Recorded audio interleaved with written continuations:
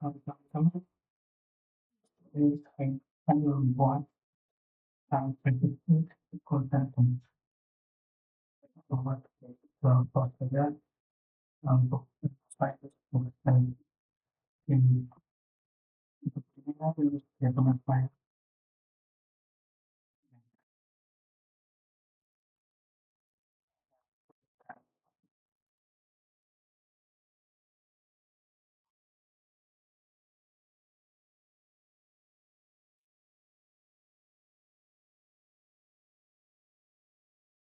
sudah kita langsung di run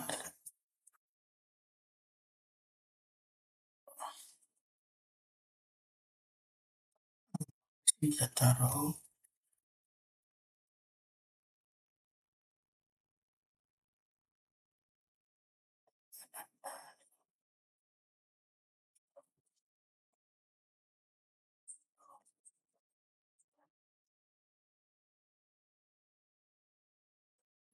sinyal ya teman-teman dari codingan tadi.